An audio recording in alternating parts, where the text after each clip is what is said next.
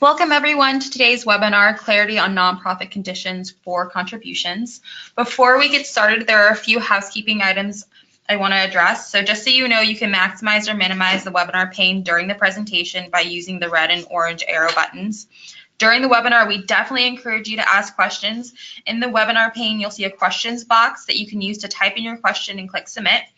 And I want to make sure everyone has good audio today. So if you are on your telephone, make sure you select the phone call audio option.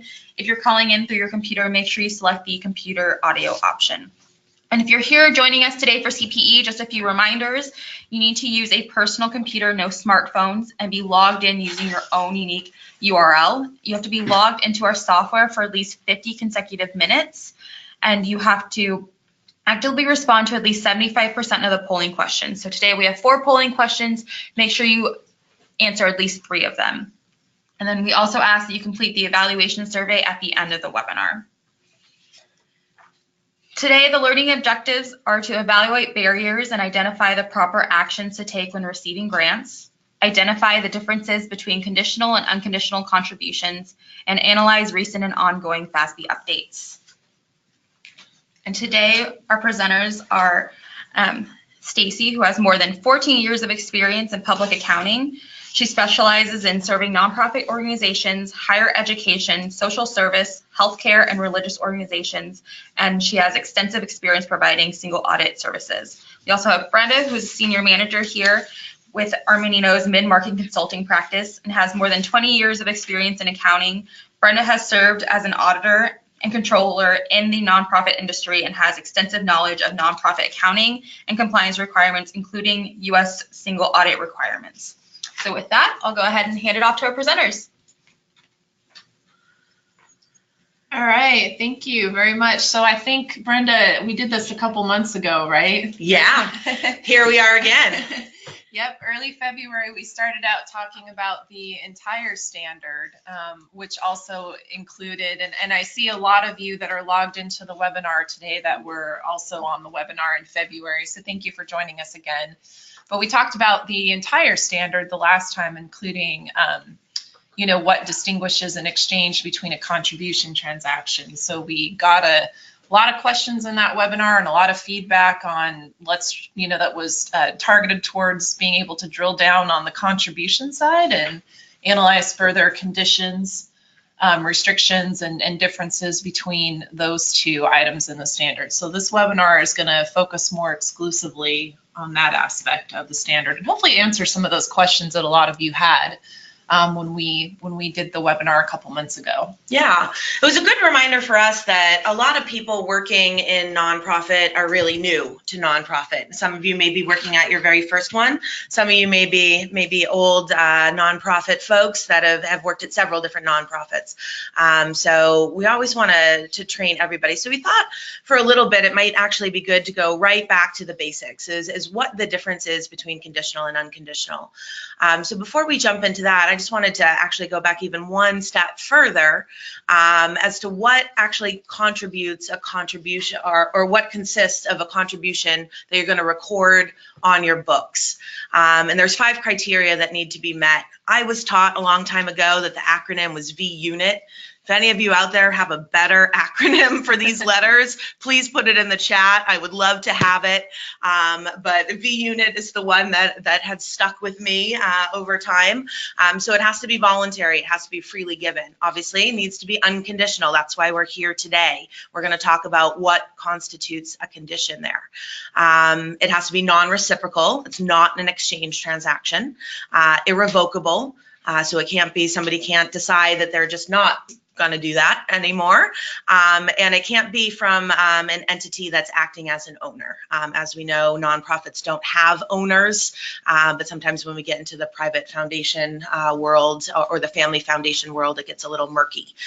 So it can't be from a related party, essentially, an owner specifically. So the unconditional, because this is a gate to be able to even record a contribution, the condition actually represents a barrier. And so some of the questions that we got in our last, there we go. No, back too far. Okay, and our last webinar are up here on the screen. Is conditional synonymous with restricted? No. We're going to cover that in depth today. Is a donor condition different from a restriction? Can you have a conditional restricted grant? Can it be both things? Does programmatic reporting indicate the existence of a barrier? What constitutes a barrier, a condition that you have to overcome? What's in your control, what's not? And why is it important? Anything to add here, Stace? Yeah, I was just gonna say that these were, I think, probably the top 5 questions when we looked back at like all of the questions that came in from the last webinar. These are probably like the 5 main themes that came out of all of those questions. So the rest of the content's going to focus on hopefully, answering these questions a little bit more further in depth for all of you on the webinar. But before we do that, we're going to take a pulse.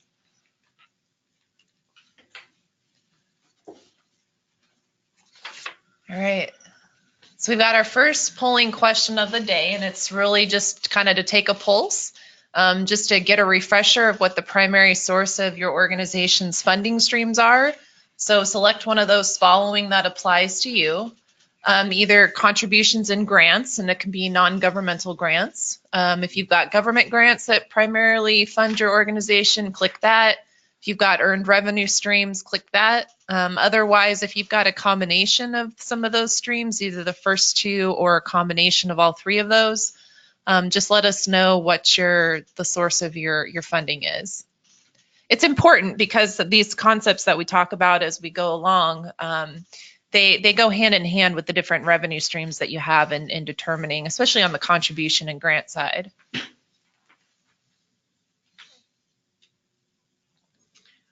Looks like the majority of you have voted. Reminder, if you are looking for CPE today, you do need to answer at least 75% of these questions.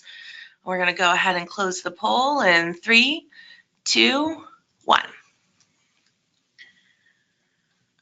Okay, so it looks like most of you, it's a combination of all 3 types of those revenue streams. So I think that was the case when we asked this question on the last webinar. I just wanted to get a sense of whether or not there was anybody that joined us this time that has a different stream. So that's great. 27% of you, it looks like you've got contributions and grants as well. So definitely be talking a lot about that today. Awesome. So going right into the decision flow chart here, we're displaying kind of the questions that you need to ask to determine, is there a condition present, and whether or not it's a contribution or an exchange transaction. So the first question, is it an exchange transaction? Does each party receive commensurate value? Do you get a lot of questions on what constitutes commensurate value, Stacy? Yeah, and basically the commensurate value is you got to ask yourself and look at your grant documents and talk with your resource providers about whether or not they're getting something in exchange of equal value. Yeah. So, for example, one of the things that we're going to talk about again is that a reporting requirement doesn't necessarily, mean that the resource provider is getting something back. Right. So you got to think about like who the intended beneficiary of those of that revenue is, of that award is. And we talked a lot about that in the last webinar. So the next step down that Brenda's going to point out is whether or not if it's not an exchange transaction, then that puts us into the contribution realm. And I think really that first question is really designed to kind of weed out promotional items. Like you give a donation, you get a T-shirt or a pen, and that's not considered commensurate to the level of your effort there. So if you do find it's an exchange transaction, the standard does not apply. You're going to evaluate under 606, and your multi-element arrangements and all of that will be accounted for under the same guidance as any other exchange transaction type organization. And then we get into the standard we're here to discuss today. So if we have decided it is actually a contribution, then we're going to go through this matrix here. And so the first question you want to ask yourself, is there a donor imposed condition, a barrier and a right of return. So both conditions do need to be met. And if there is a barrier and a right of return, then the contribution is considered conditional. Whereas if only one or neither of them are present, then it would be recognized along with all of your other contributions as well, with or without restrictions. Yeah, so that last square over there that Brenda talked about, the contribution with or without restrictions. So a lot of you, as we talked about a couple slides back, had the question about, if the transaction can be recognized as a contribution, can it still have restrictions attached to it? And the answer for that is yes. And we'll give some examples and talk a little bit more about that as the webinar progresses.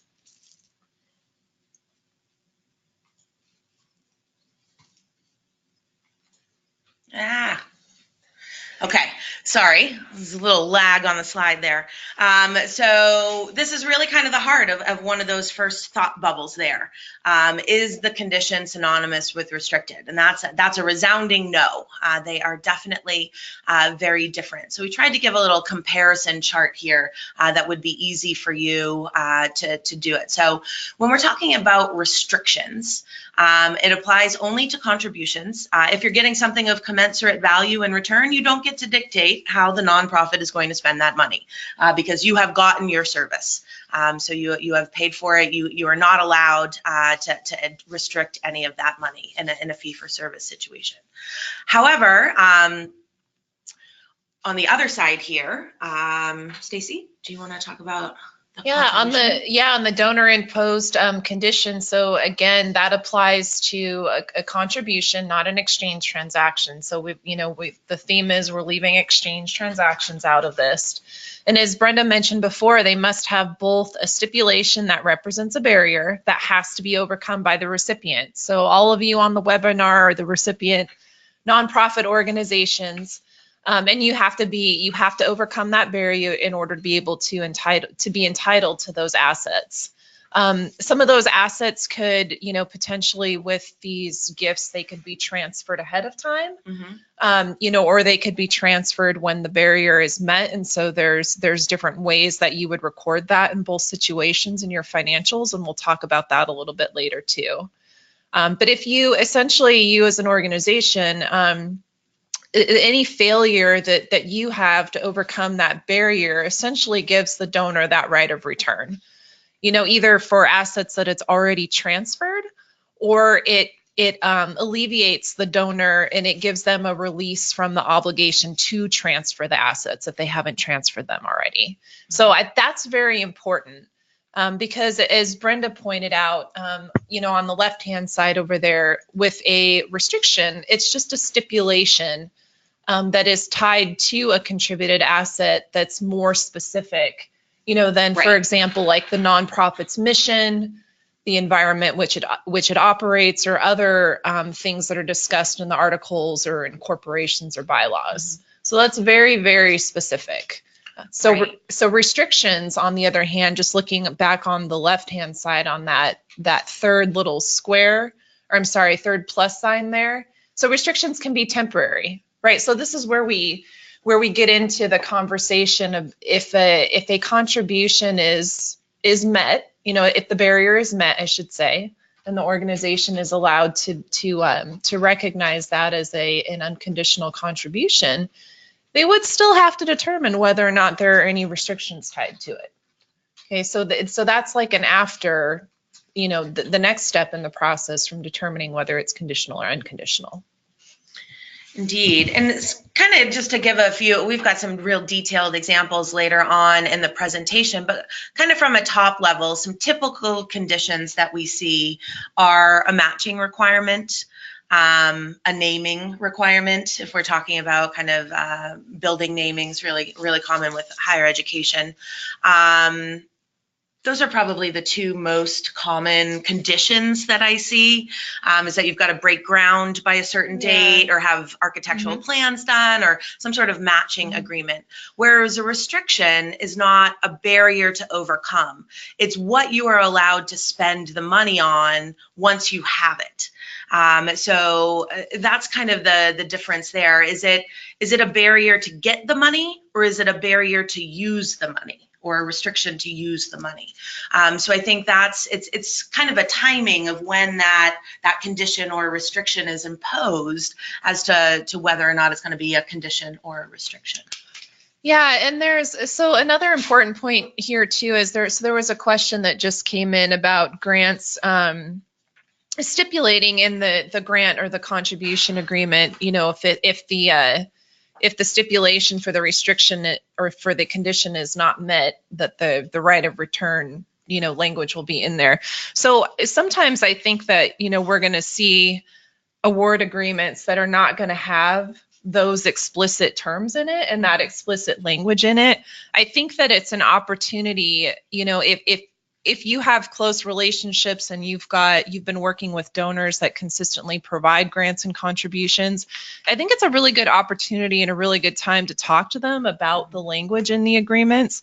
And I think that there are opportunities that you can capitalize on to, have that language be more explicit in those agreements. But I think that, we're still going to find that, more often than not, that language might not be explicit. So you're really going to have to, have an internal process as well that's going to protect you, and help you go through the process of identifying whether or not a barrier exists. And I think the important thing to remember is that both a barrier and a right of return need to exist in order for it to be conditional.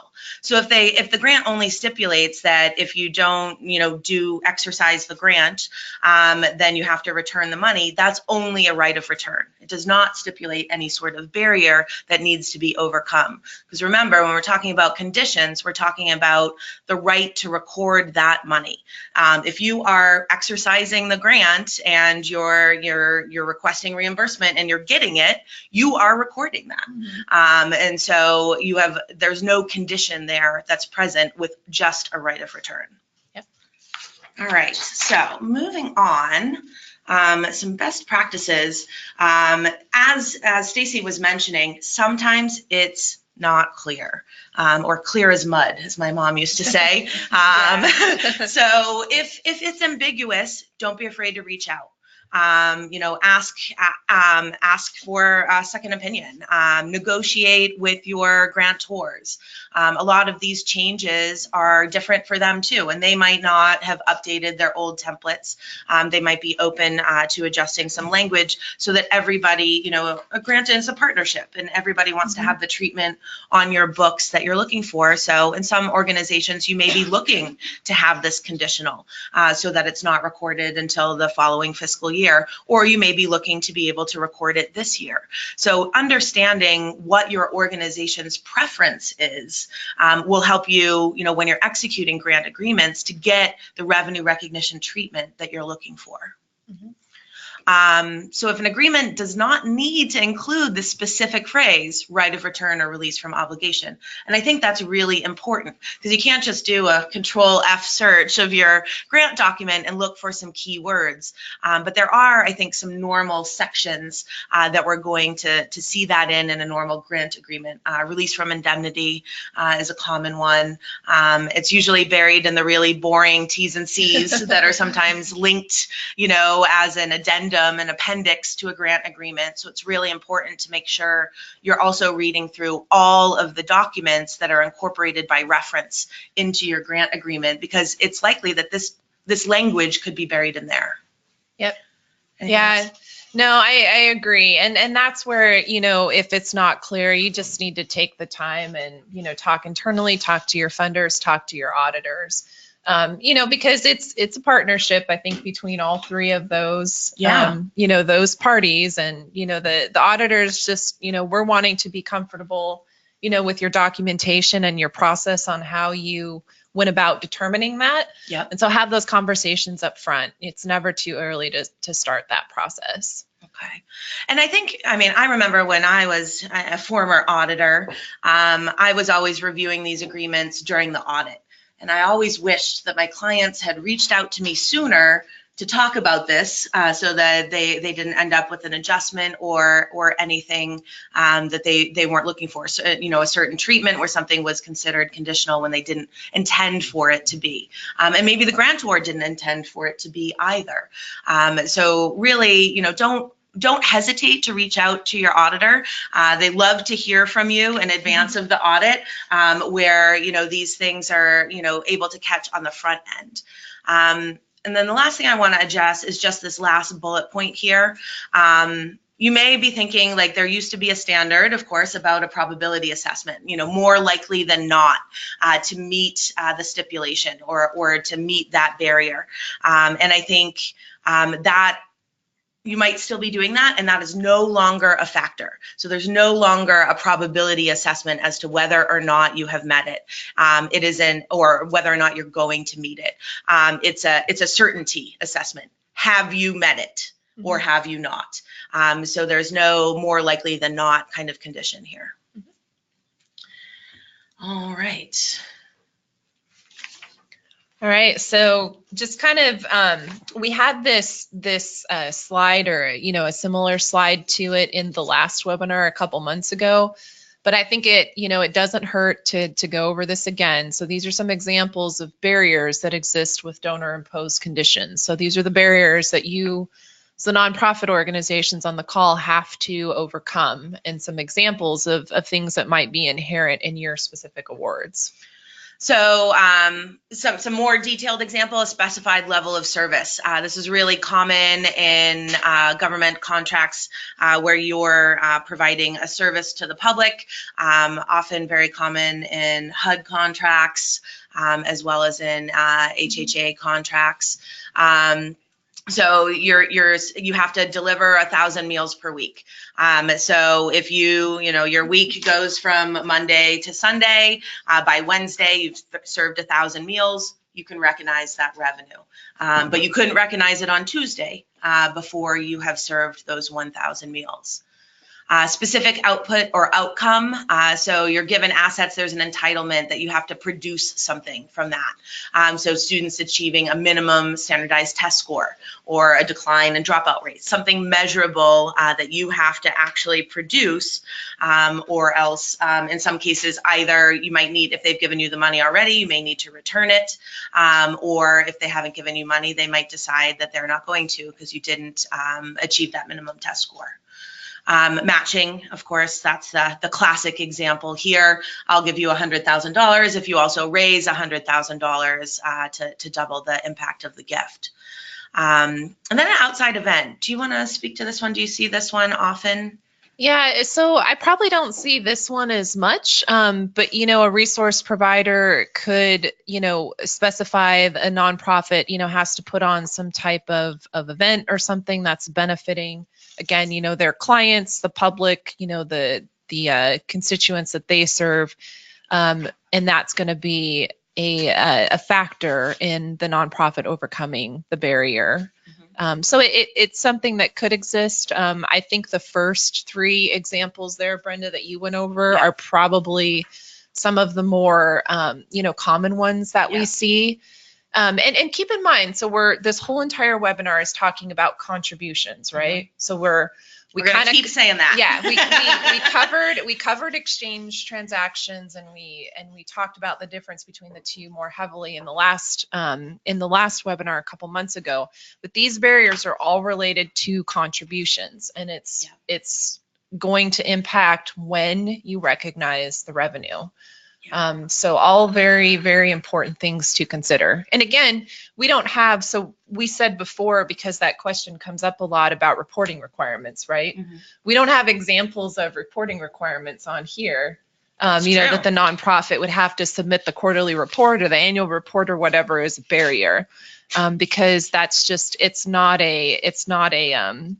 it doesn't fall within the definition of a true barrier in the standard, because a nonprofit, probably 10 times out of 10 has the capability, to already do the reporting, right? Because you do reporting for other grants. And what nonprofit is going to not submit a report and risk not getting that money? It seemed to be within your control. So the classic outside event I was always given was, if it's sunny on January 20th, 2020, then I'll give you this money. Like something that's completely outside of your control, like the weather. Or, in this example here on the screen, whether the resource provider's net worth reaches a certain level. You have no control over that. So I think these kinds of things are like a little bit of a cop-out to get the tax treatment the donor is looking for rather than the nonprofit treatment that you're looking for. Yeah. So I would say be wary of outside events just because you have no control over it. So you definitely don't want to record something. That's why it represents a condition. Yeah, and so we actually just got an interesting question about bequests, and whether or not you have to wait on those until the donor, the demise of the donor to record those. And then I go back to my V unit. Yeah, Brenda, I know you should answer that. Brenda's all over that. The irrevocable. So I think you have to consider, is it revocable or is it irrevocable? So in a bequest, if the will is revocable, then you would not record it because it does not meet the condition of a contribution, the I of the V unit. Mm-hmm. Still waiting for some better acronyms there, by the way. But if there is a right of revocation, that's considered a condition. That's an outside event. They could change their will, and you have no control over that.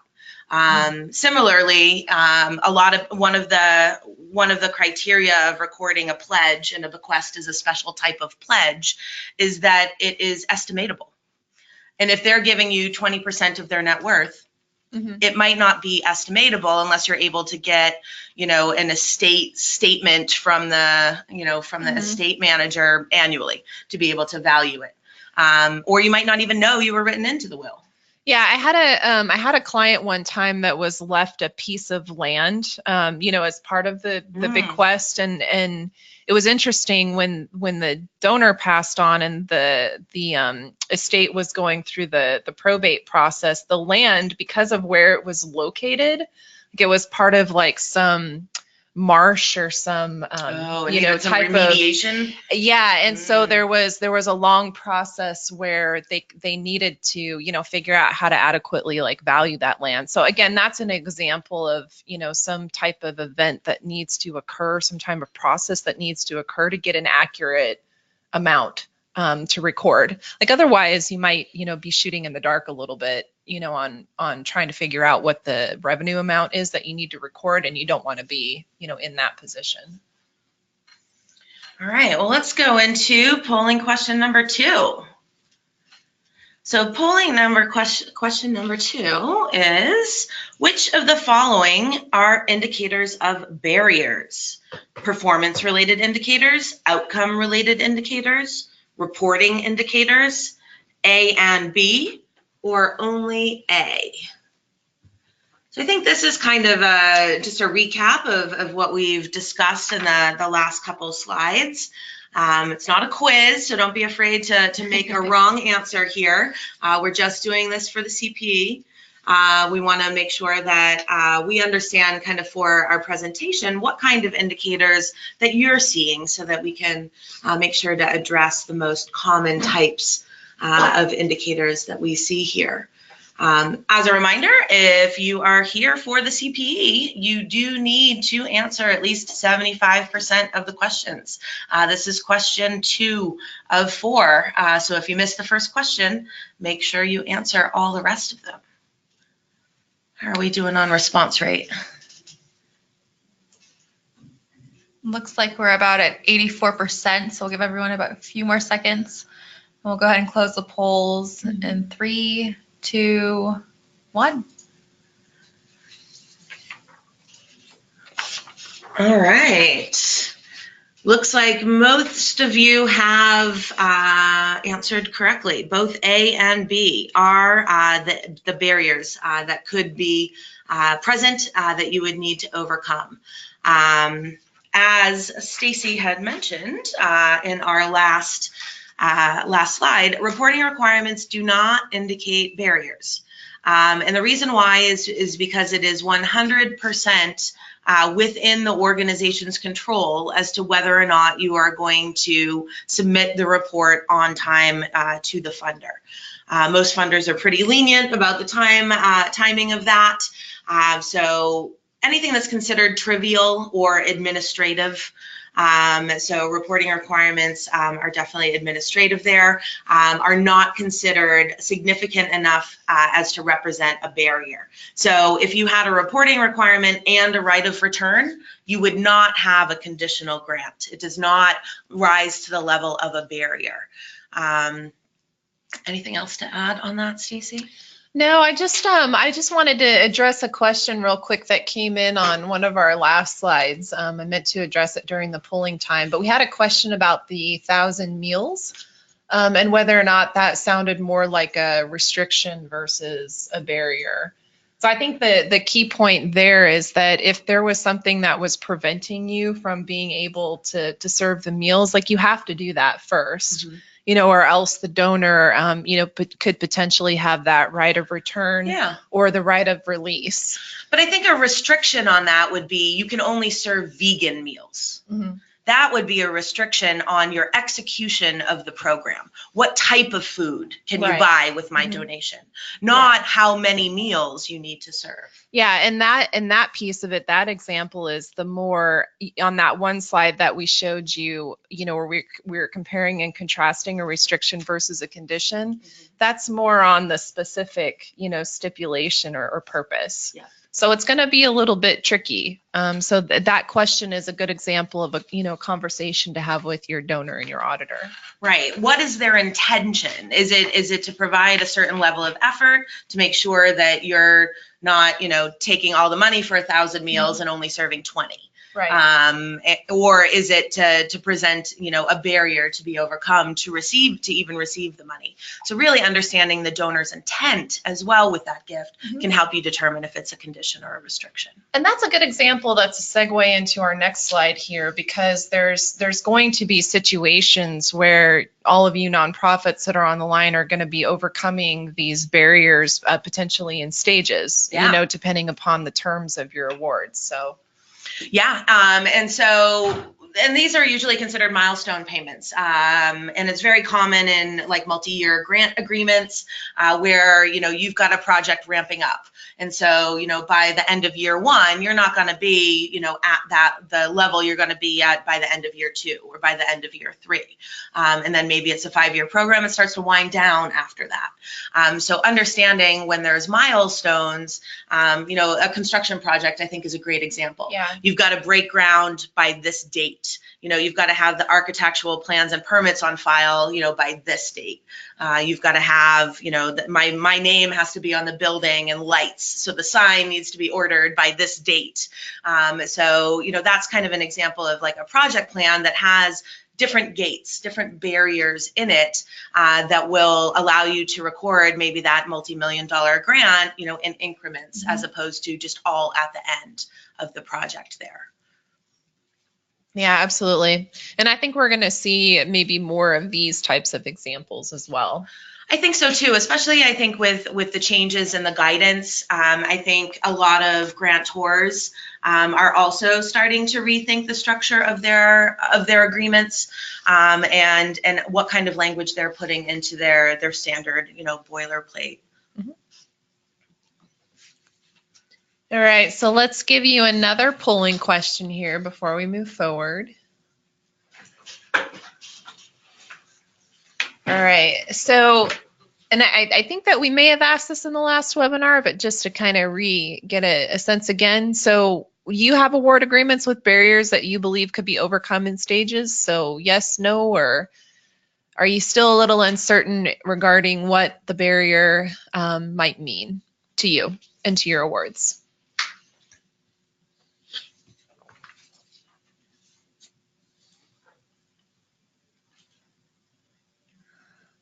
So it looking like more of you are answering either yes or no, that your agreements have barriers that could be overcome in stages. So that's good. only a small percentage of you are answering the third option about still being unclear. So that means Brenda and I are doing our job here. That's good. All right. Our goal is to get that percentage though to 0 by the end of this webinar. All right. Yep. So it looks like most of you said yes, that you think your awards have barriers that could be overcome in stages. Yeah, and I think we might see a lot of that. Yep. Okay, so let's talk a little bit more about the question in the bubble on one of our earlier slides about, whether or not when the nonprofit meets a condition. So, in the examples with the barriers, let's assume the nonprofit has overcome any barriers that exist. Can the award still be further restricted in some way, shape, or form? So the last couple of slides up to this point, we've walked you through sort of the top left-hand corner of this chart or this matrix, talking about whether or not donor-imposed conditions exist and yes or no. So we walked you through if there are barriers that have to be overcome, it's conditional. Revenues recognized when the conditions are met. No, it's unconditional. So if the award is unconditional, you still are going to have to recognize revenue in the appropriate net asset class. And keep in mind that, a lot of you on the line this morning are in the process. If you're all 6/30/19 year ends, you're all in the process of implementing the new nonprofit reporting model standards. So when I say recognizing revenue in the appropriate net asset class, you're going to have to determine if it's in the class with restrictions or without donor restrictions. Those of you that are 12/31/18 year ends on the line, you've probably you should have implemented that standard. But also, you still need to track temp and perm separately, right? Because MIFA still applies. You still want to track all that internally. It's just the external reporting roll up. You want to make sure that it gets in the right bucket at the end of the day. Definitely. So if restrictions are present, so again, restrictions relate to specific purposes that are more specific than the nonprofit's mission, anything that's in the organization's articles or bylaws or anything like that. Still have to go through that process. That's the last step in the chart that's included in the guidance, in the FASB guidance. So we got a great question in here.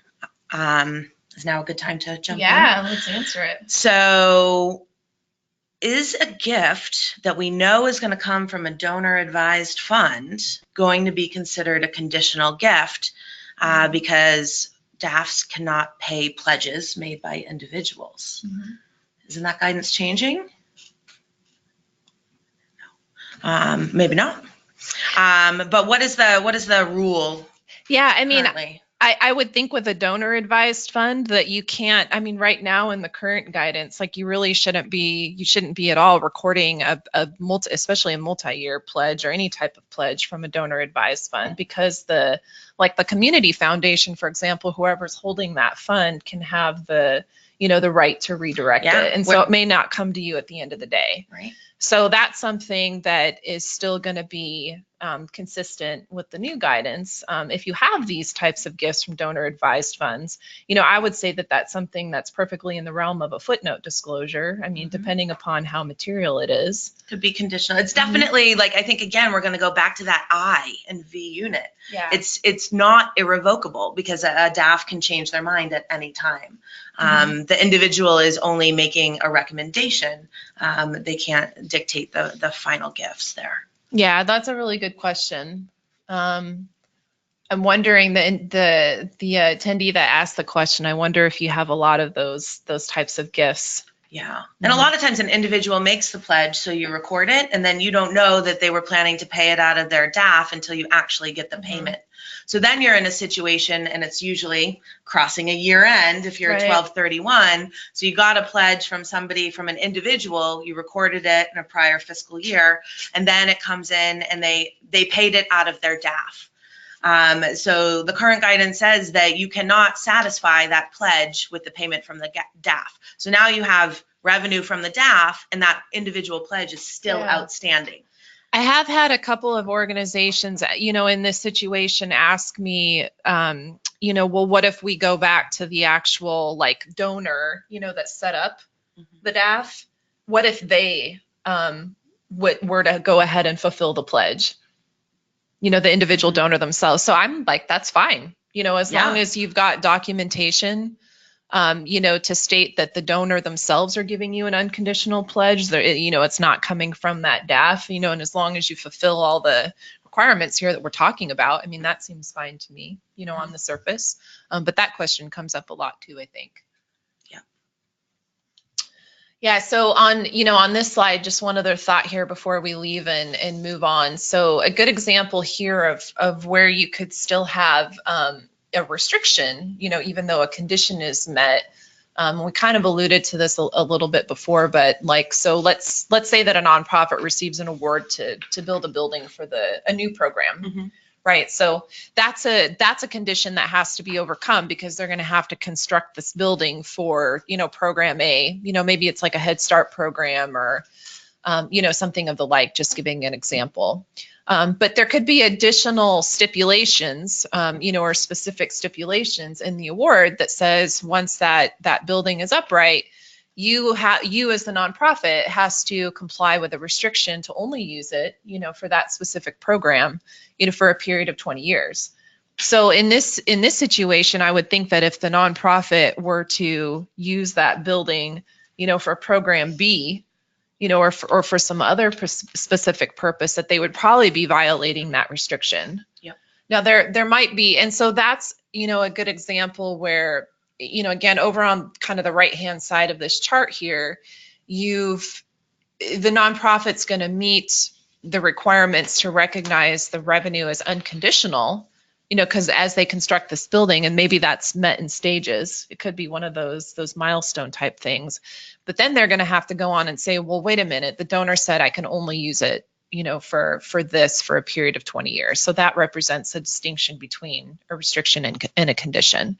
Now, there could be other, you know, especially with the new guidance, there could be other factors that we need to consider here, you know, regarding, you know, when the restrictions, you know, can be released over time and that kind of thing.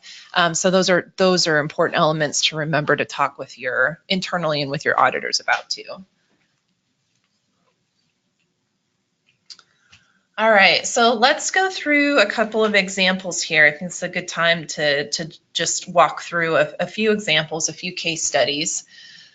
So a lot of you responded to that one polling question that you have a combination of grants and contract agreements that, you know, could be either federal or non-federal in nature.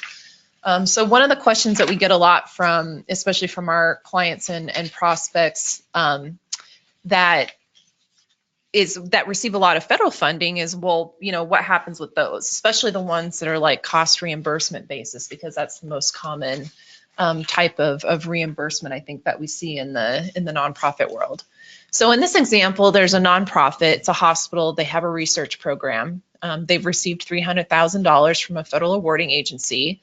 The purpose of that award is to fund thyroid cancer research. The terms of the grant specify that nonprofit has to incur certain qualifying expenses or costs. So that's in compliance with the Office of Management and Budget and the specific terms of the federal awarding agency and the grant. It is paid on a cost reimbursement basis. The nonprofit has to go in and initiate the drawdown request once they've incurred the qualifying expenses. And then any unused funds. So let's say that, you know, out of that $300,000, if they were supposed to use it all on that specific, you know, research within the award term and they didn't, you know, let's say they only incurred up to $250,000 worth of expenditures, that would be an unused asset. Where in this situation, it could alleviate the donor, which is the federal government in this example, from having to fulfill, you know, transfer of assets for the full $300,000. So in this specific situation, the nonprofit determines that this is a conditional award. So the grant agreement limits the nonprofit discretion, you know, how they can spend the assets. So they have to incur those qualifying expenses that we talked about under the various rules and regulations in the guidance. The grant also includes a release from the promisor's obligation that I mentioned before. So anything that's unused or like unallowed costs, disallowed costs or anything like that, that entitles the promisor to a release from their obligation. And I think when the new guidance came up, there was a lot of hubbub about this, that all grants were now, all federal grants, contracts were going to have to be recorded in full when they were awarded. And of course, from a matching perspective, that's really would have wreaked havoc. And we were all like, no, maybe not, because a lot of these are going to end up having conditions, so it still won't be recorded. Even though the guidance has changed, because there's still that barrier and that right of return, both things are present. You're not going to record it until you actually have met that condition. You've executed the program. You've incurred the expenses. Yeah, and we get that. We're still getting that, and it's a great question. And I think a couple of you have asked that. I'm just looking through the questions that have been asked so far. I think a couple of you have asked, whether or not we're going to talk about government grants in general and whether or not they qualify for the revenue recognition under 606. So that's going to be a big change, right? Because in the past, we talked about in our last webinar a couple months ago, in the past, it was kind of like that was an automatic default, right? Like if you had a government grant, well, it must be in an exchange because the government's not, in the business of handing out money for free, right? But I think, what we're going to find here is that these types of awards, and, especially with respect to this example, they are going to be, we're going to see those more in the realm of conditional contributions. And so it changes the analysis, but not the treatment. Yeah, and the recognition that follows after that. Yeah, it's interesting because the actual timing of the revenue recognition could be the exact same for you. Yeah. On the call, versus the existing guidance. But it's Brenda, you're exactly right. It's the process that you're going to have to go through, to determine that you've got the recognition correct under the new guidance. So it's a little, I know that's a little tricky and confusing, but, and hard to, wrap your heads around a little bit. Right. It's like, wait a minute, I completely flip my analysis on the head, but end up in the same place. Same place. Yep. Exactly. And so it goes. So here's another example here. So nonprofit operates a homeless shelter that provides temporary accommodations, meals, and counseling. Very common for anybody with HUD contracts or DMH contracts. So you receive an upfront grant, $75,000 from the city for the meals program. It requires the nonprofit to use the assets to provide at least 5,000 meals to the homeless. Anytime you see that word "at least," you want to consider, does that represent a condition, or is that more like a restriction? And the grant also contains a right of return for meals not served. So if they don't meet that $5,000 barrier. So then the question, of course, is this conditional or not? And the answer is yes. It is conditional because it contains a measurable performance-related barrier. That 5,000 meals need to be delivered, and it contains the right of return. Remember, we have 2 criteria to not record it. So they'll recognize the assets received in advance as a refundable advance liability, also referred to as deferred revenue. So previously, like anytime I've seen deferred revenue on a nonprofit, and I'm like, okay, something must have been wrong. A nonprofit, unless you're operating kind of on a fee-for-service model, common in like healthcare, private schools, those kinds of situations, deferred revenue is very common. But in a traditional contribution-based nonprofit, I think it's a lot less common. But this is a great example of when, as a traditional contribution-based nonprofit, you might have deferred revenue, is if you have some money that has a condition that's been given to you in advance. You would have deferred revenue until you actually earn it, and have earned the right to record that as revenue reclassed from the deferred there. Yep, it's a great example. All right, third one. A contribution from a foundation. So a foundation, a grant-making organization, receives a proposal from an animal rescue facility, nonprofit, that wants a 3-year grant for $1 million. I mean, don't we all, right? To be used to expand its operations. The agreement indicates they must expand the facility by at least 5,000 square feet. Remember that word again, at least, or 2 words, 5,000 square feet to accommodate additional animals by the end of 3 years. So the grant contains the right of return if the minimum expansion target is not achieved. So we've got our at least, and we've got a right of return. So do we think this is conditional? It is, because there's a barrier and there's a right of return. So it meets both of those criteria.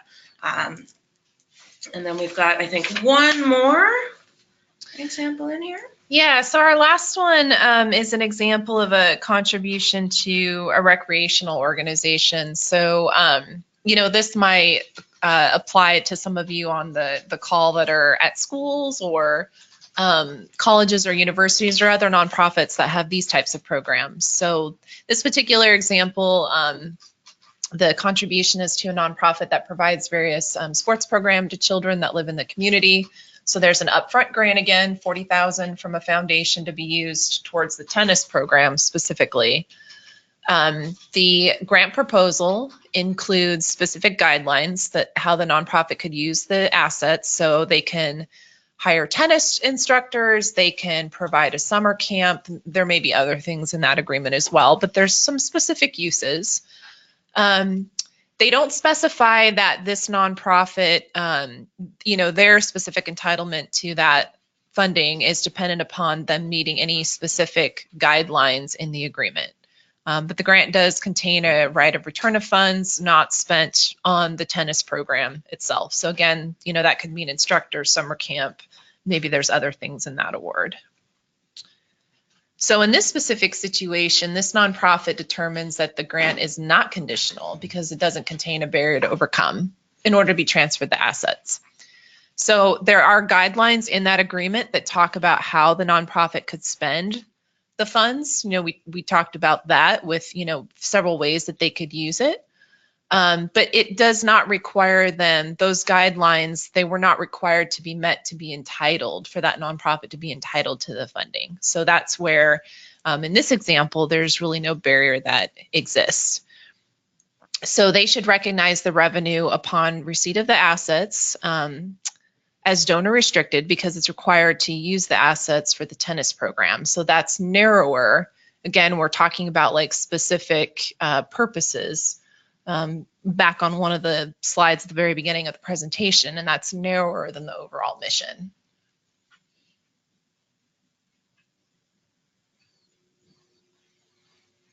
So a good example of something that's not a condition, but in fact a restriction. Right. Yeah.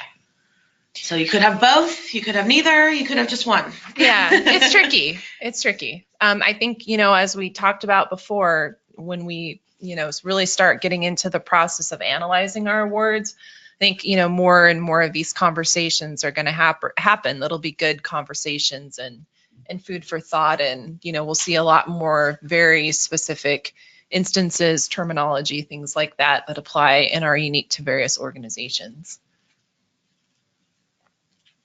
Okay, so this was one of the little bubbles as we leave our examples and just talk about a couple of other last concepts here. So would a nonprofit record deferred revenue for conditional awards? Maybe. Sometimes. Depends. That's a famous word, right? So what we're going to say here is that if the nonprofit receives a transfer of assets that qualifies as a conditional contribution, and the key there is if it receives a transfer of assets. So basically you got the cash. It should be accounted for as a refundable advance or some type of deferred revenue or refundable liability until those conditions have been either significantly met or waived by the donor. So that's very similar to current practice. That there's not really like anything, earth-shattering in that bullet. Similarly, the bullet below it, if the nonprofit doesn't receive the transfer, doesn't receive the cash in the bank with a conditional award, then, we get into the realm of footnote disclosing those conditional awards, right? And this becomes tricky.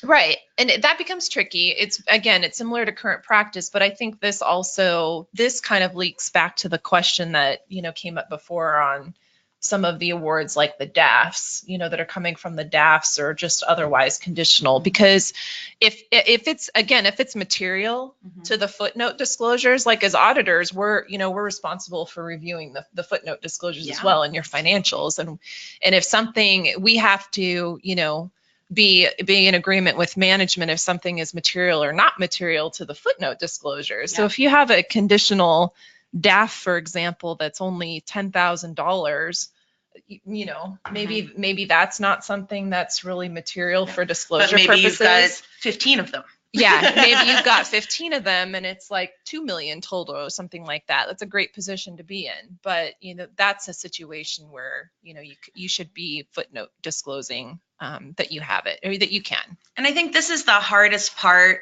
as a finance professional. Tell me what you're not recording.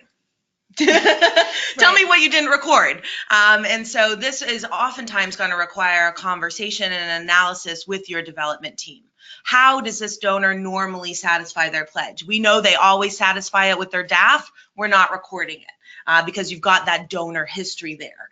And you can have that conversation. So at year end, you always want to review both your list of pledges for those known offenders, of those DAF payers. But you also want to review those things that you maybe determined had a condition and didn't record earlier in the year, but you've now met the condition. And remember, the recognition, the timing of the revenue recognition is if you have met the condition, not that you have received the funds. So if you had to meet that condition and you have met it and it's on a pledge, that pledge now gets recorded, even if you have not received the funding for the pledge. And so the only time that really comes into play is when it crosses year end. So you always want to review anything that you recorded as conditional or have denoted as conditional in your database, as well as anything that is pledged. And we can keep talking about this, but we should probably go to the last polling question. Yeah. Just so that we have people have time to answer this. So how do you receive the funding for your awards? Are they cost reimbursement? So after you've incurred your eligible expenses, are you submitting that using either your FFR or whatever funding mechanism your donor has requested? Are you receiving funds in advance? And then, releasing it from restriction or moving it from deferred to earned as you meet it. Is it done in installment payments, more typical with long-term pledges, multi-year government grants, any sort of large, foundation type grants as well, or a combination of A, B, and C. And it looks like, as we expected, the majority of you are answering. You've got a big combination there of A, B, and C. And we'll give you just a couple more minutes. Just a reminder again, this is our last polling question, so hopefully you've answered 3 out of the 4 to get your CPE credit. And we will be sending out a copy of these slides to everybody that attended the webinar within 48 hours. They'll also be up on our website. So along with our slides and recording of the webinar that we did last month. So if you missed that webinar, go ahead and you can find it on our website under our archived events. All right, combination of A, B, and C there. Yeah, it looks like most of you, that's interesting. Most of you have a combination there. I would say that a lot of my clients are probably. I would say too, and I think that means you need to be all the more diligent about understanding, is it A, B, or C, because they all have different revenue recognition requirements there. Yeah. Yeah, so we just have maybe like a 30 seconds or a minute or so left. We wanted to leave some time for some questions. We had, these webinars are just so, we have an hour and we have so much content to go over. We hope that this webinar and the content of it answered a lot of those questions that you all had on the Yeah. one in February. We tried to address most of the ones that came in during the webinar today. If you didn't receive a satisfactory answer and you still have some follow-up questions, or you want to present a specific use case scenario, please do submit that. You'll receive a survey as you close out. That's a great place to submit any extra questions that you have. Otherwise, please enjoy the rest of your day. Anything else?